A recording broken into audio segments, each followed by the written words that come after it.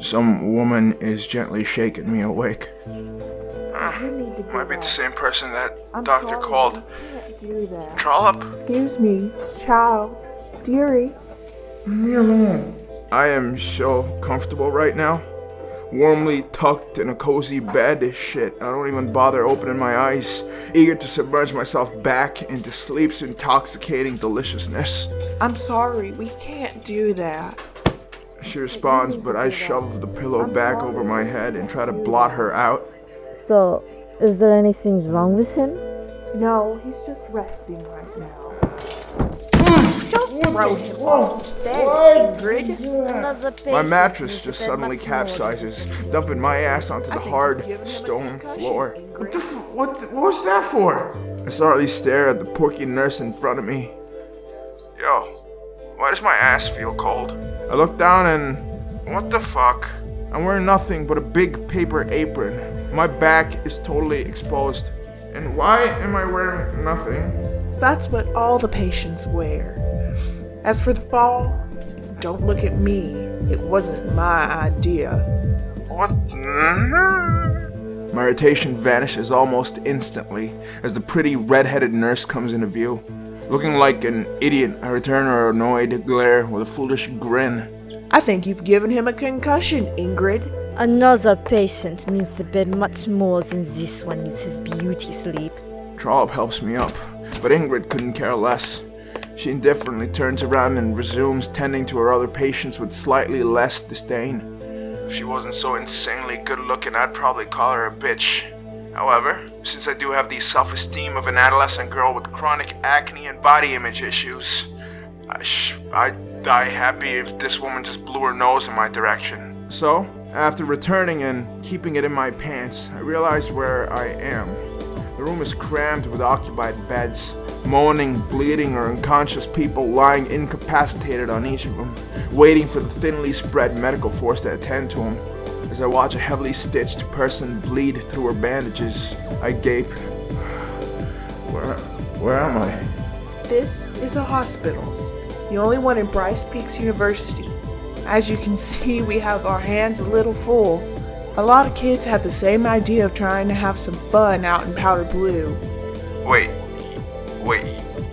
university? You mean Bryce Peak University?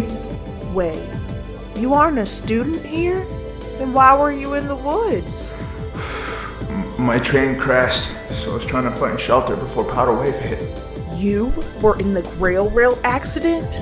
Yeah. My goodness, you might be the only person to have survived that. Nobody else from the train made it here, and considering the ferocity of the storm, I wouldn't be waiting. She adds grimly, but then shakes it off. Despite the Reaper's voracious appetite, Trollop still has a lot of patients depending on her to keep them from succumbing to his hungry scythe. The kind nurse gently helps me up and leads me towards a bench. Well, let's just be grateful you two made it. Professor Parks found you in the snow and brought you and your friend in. Mia! What happened to Mia? The girl I was dragging behind me. Trollop fidgets hesitantly, making sure I'm seated before breaking the news. She's not doing too well. Aside from her broken foot, a couple bruises, she's very ill.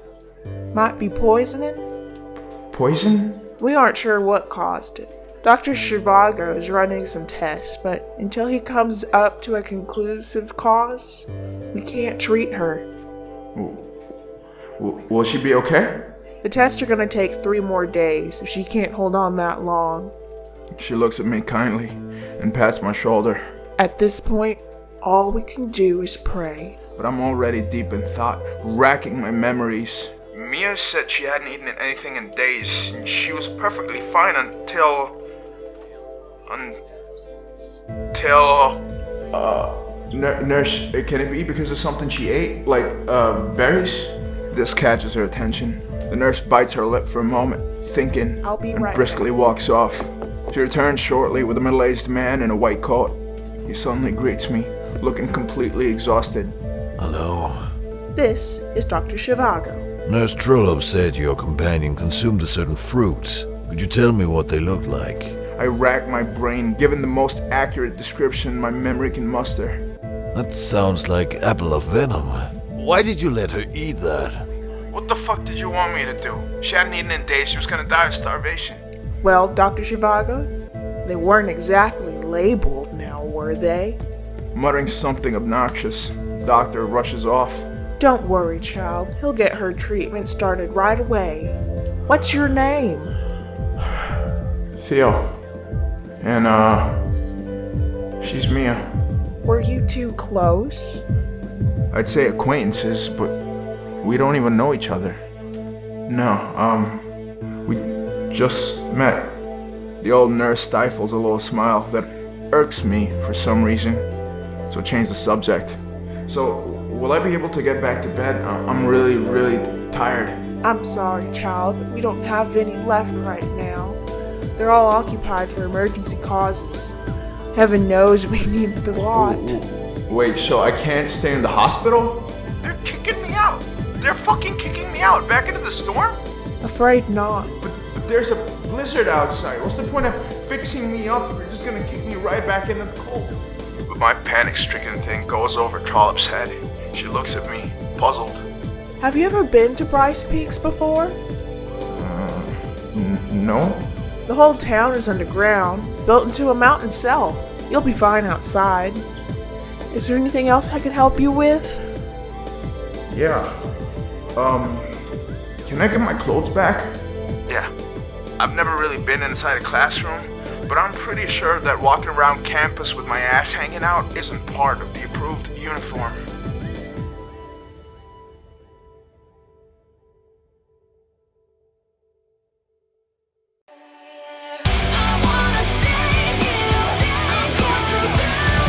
Hey, this is Mike from Letters from the Fire, and you are listening to SOB. Check it out.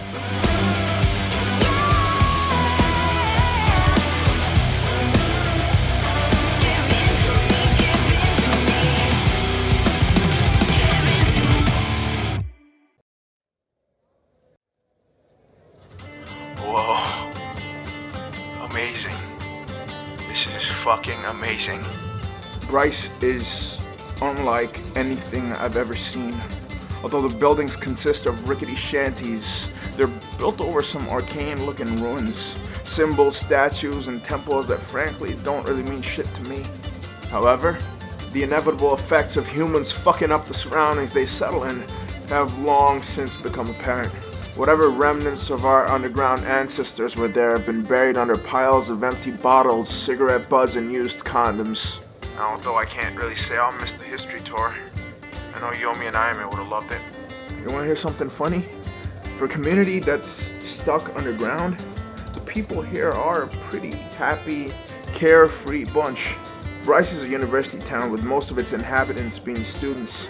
And since this place used to be Zillon's, the STD agreement between the regions has ensured that there are no crime syndicates here. Despite the wannabe thugs and rich kids with big dick syndrome, there really are no enforcers around.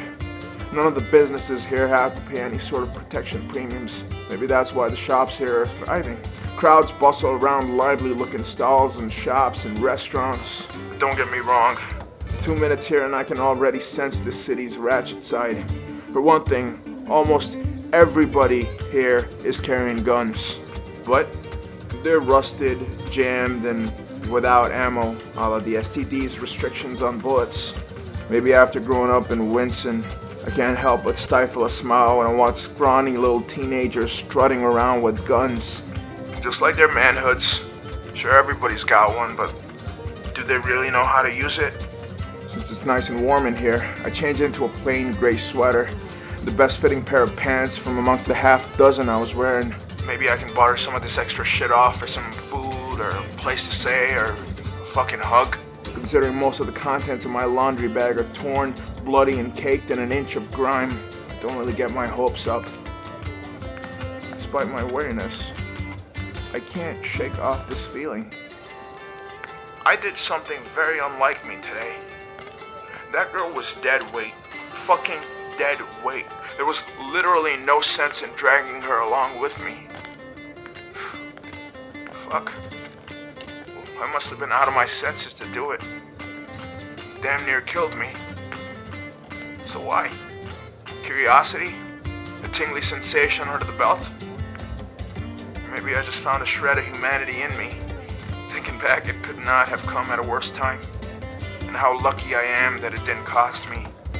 Trying to wrench myself free of my thoughts, I decided to fill the pit in my stomach, hopefully with something warm and meaty. After Warsaw, I've been a little bit apprehensive about breaking the law, but the mouth-watering odor from a nearby chip stall is starting to dissolve my righteous resolve. I guess I've got no choice. Theo is back to his regular scumbag form. I walk around for a bit, trying to find the densest, most distracted group of... And there we go. A huge crowd has gathered around something. I've got no clue what's going on, but it doesn't matter. The only things that do are golden fried and sprinkled with salt and covered with gravy. As I merge into the assembly, I realize what's causing the commotion. Fuck me. To call it a fight would be flattering to the victors. 3 big guys are picking on a much frailer kid. He couldn't be older than 15 or 16, much younger than the assholes curb stomping him, but he still gets to his feet, concealing his wet eyes behind ginger curls. You son of bitches better apologize to her! The kid snarls, trying to keep his voice dry. I can't even take this orange bitch seriously anymore. Look at yourself. You're fucking crying and you're telling us to apologize? I really thought you would have learned the first time. The guy at the far right smirks. His shin smashes into Randall's abdomen. Wheezing, the kid doubles over in pain.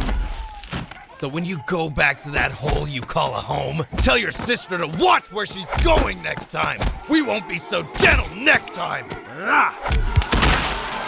Whoa, good shot, kid. Randall surprises him with a hard fist to the chin. I don't think he packed enough power behind it. The groin kick he follows it up with definitely did. But Randall's victory is short-lived.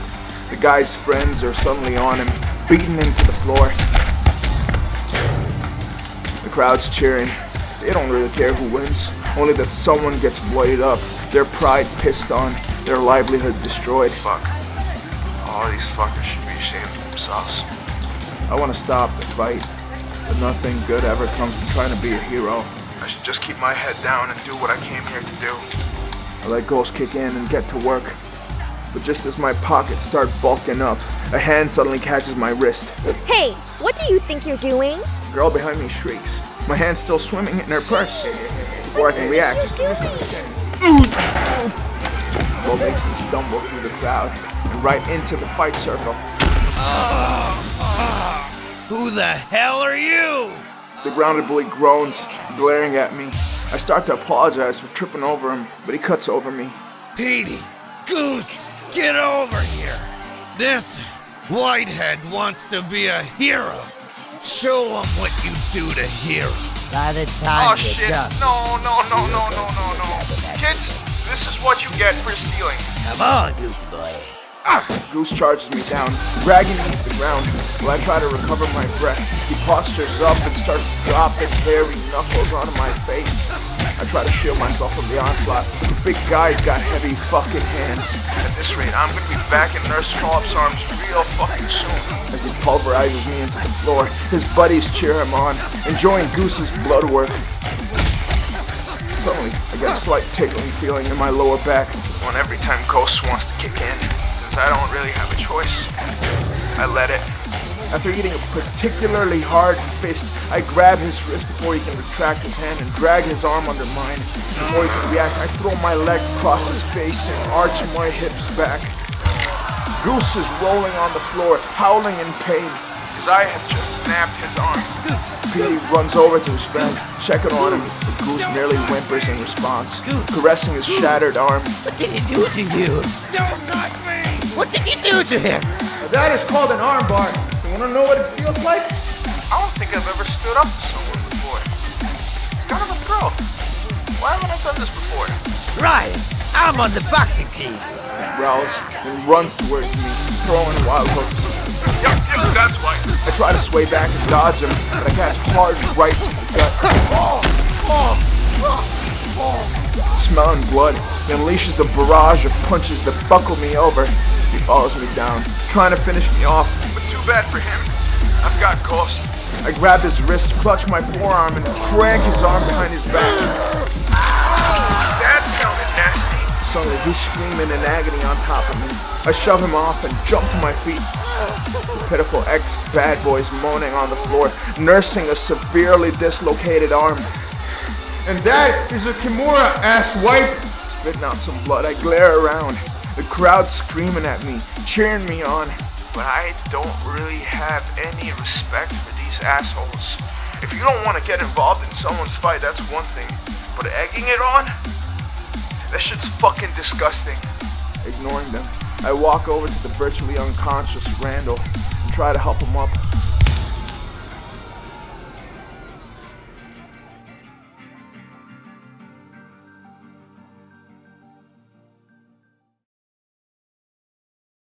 Humanity, act on your destiny, boom! This is Torture from the band, A Broken Silence, and right now you're listening to SOB.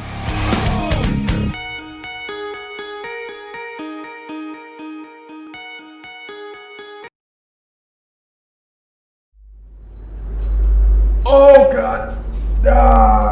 My head hurts. That hurts. What the fuck?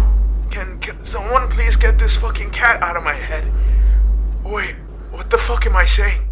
I'm lying down on an extremely lumpy mattress in a small, dimly lit cave. From the looks of it, someone's been living here? There are chairs and a table and a... What the fuck? Boo! A ghost? It looks exactly like the ones in the storybooks. A dirty white sheet with 2 eye holes cut in it. But as my vision clears, I realize those are human eyes behind them. Big, blue, watery ones. And they'll look more afraid of me than I am of it. Ah, good. It's awake. A messy-haired boy enters. The black hair covering most of his face makes it difficult to be sure, but he looks about my age. He walks over to me, extends a hand, and grins wide. I notice his canines are long and real shiny. Almost as if they've been replaced with silver fangs. Theo. I'm Theo. I mutter, shaking his hand. But I'm still eyeing the ghost warily. I'm sorry if she startled you. Say hello, Boo. The ghost looks at Daisuke uncertainly, then takes off the sheet to reveal a girl. She looks like she's in her mid-teens, but there's something about the way she's looking at me. An innocence you only see in toddlers. She immediately pulls the sheet back over and runs into a corner, facing away. Sorry if she scared you. She's not too good with guests. Whatever. Hey, why am I here? The last thing I remember, something hit me. Was it you? Nah, that was Jung-woo.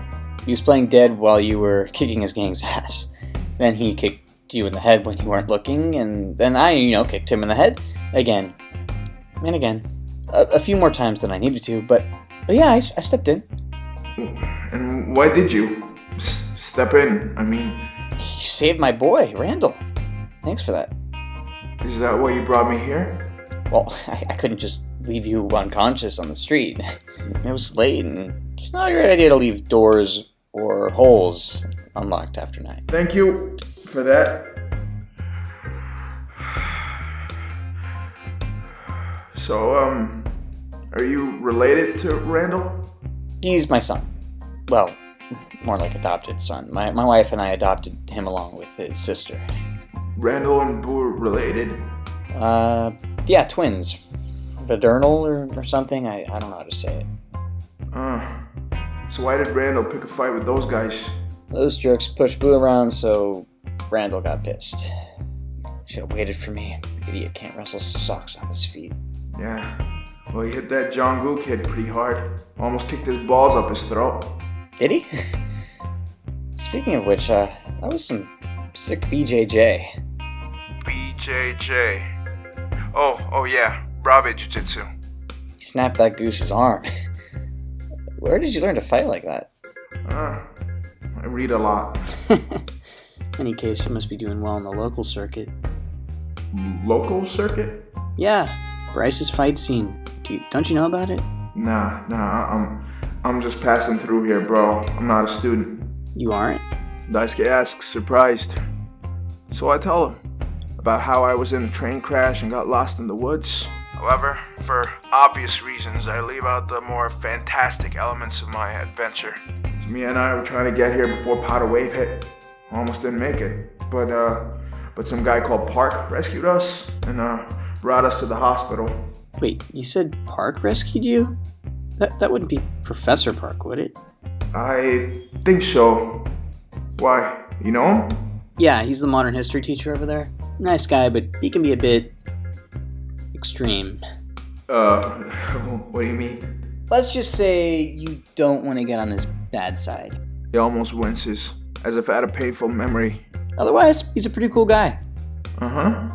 And are you like one of his students? Me? No, I'm not a student either. Used to be, but studying isn't for me. I work at Bryce's student cafeteria, carving up meat and stuff like that. Yeah, I wish you let me join it. It's not like I learn anything in no classes. Someone groans as he enters the room. It's that ginger, Randall. Despite the welts and bruises, he's grinning widely at me. Yo, man, thanks for backing me up against them John Lewis boys, them bitch asses, man. We showed those motherfuckers real well, man. Oh, you're welcome, buddy. Daisuke scowls and turns to Randall. You didn't do anything except get your ass handed to you. Theo did all the work. Hey, what you talking about? I brought Jungle down. Kicking in between the legs doesn't count. If you're gonna fight, do it like a man. Since the guy fighting with a goddamn stick. What was that? Nothing. Stop wearing that stupid hat everywhere. No wonder you get into fights all the time. Are you kidding me? Randall lovingly wipes dust off his fedora. All them honeys think I look fly. Or any of them hookers? Randall does not respond. There you go. Man, I don't care. I'm still wearing that shit. Boo, sweetie. Does Randall look cute? She walks right up to her brother, looks straight at him, and then vigorously shakes her head. Oh, come on, man. I fought those guys for you. By default, Theo fought those guys for Boo. He extends a hand and looks solemnly at me. Thank you, Theo. I shake it, trying to keep a straight face. Boo walks up to me and sticks her hand out, mimicking her dad. And I cannot help but chuckle, man. She's so cute. Reminds me of Michiro. I shake her hand too and bow, playing along, further incensing her brother. Come on, man. Daisuke ignores him, enjoying teasing Randall.